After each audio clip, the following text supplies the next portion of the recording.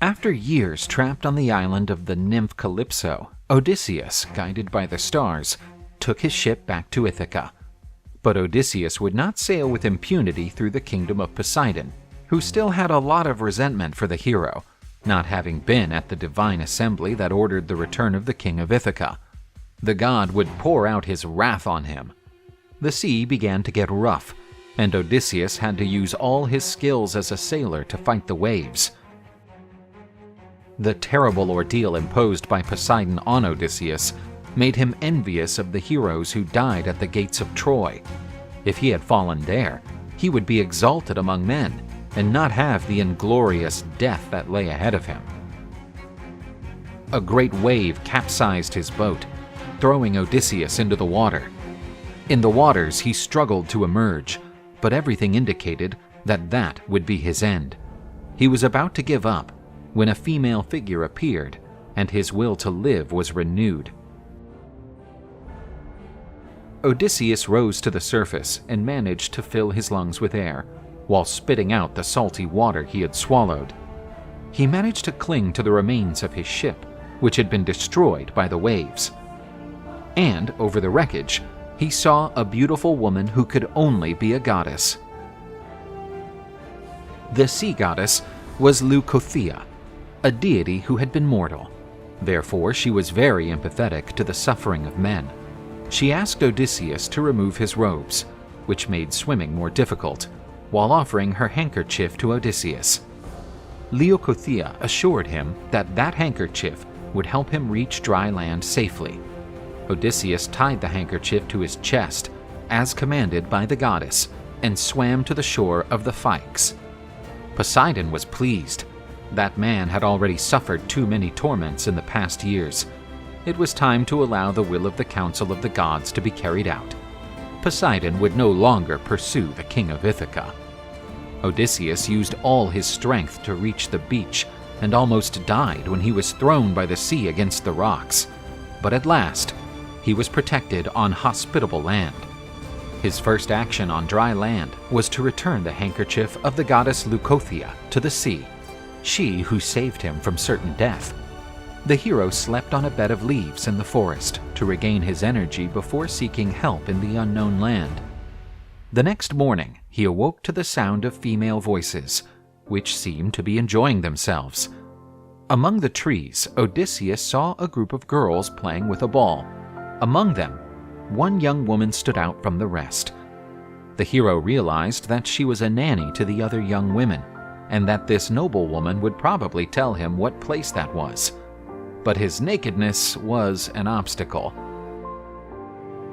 Odysseus approached the young girls, using a branch with leaves to hide his private parts. The girls were startled by that scene, except for the noble and beautiful young woman. Odysseus knelt before the girl and said, "I don't know if you are a goddess or a mortal.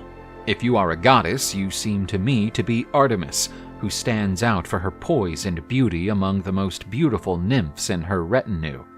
If you are mortal, thrice blessed are your parents to birth a daughter who blossoms so splendidly." Flattered, the young woman said her name was Nausicaa, and decided to help the man, telling her servants to give Odysseus robes. Clean and dressed in a beautiful robe, Odysseus looked like another man, different from the castaway the youngsters had found. Nausicaa was captivated by that elegant and seductive man.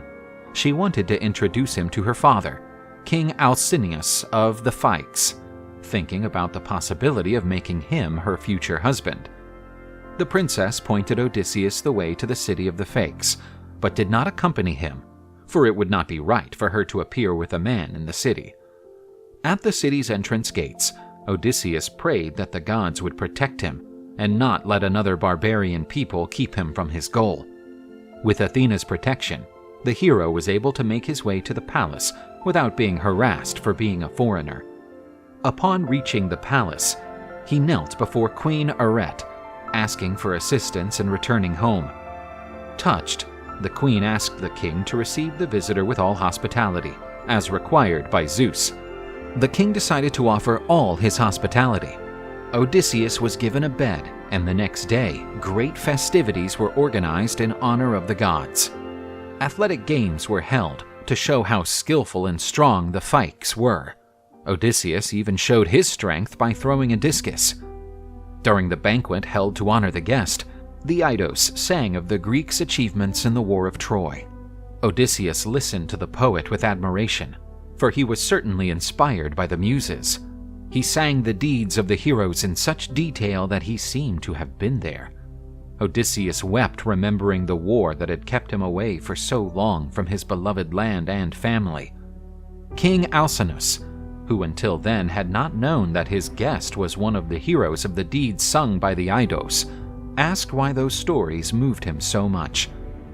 Odysseus said he would explain everything to the king, but he didn't even know where to start.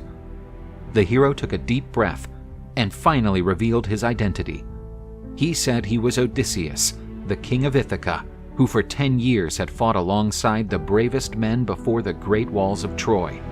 Everyone was astonished at the revelation. Odysseus said he would tell his hosts about the adventures and hardships that caused him much pain. It all started after he and his men left Troy behind. This is how Odysseus's adventures began.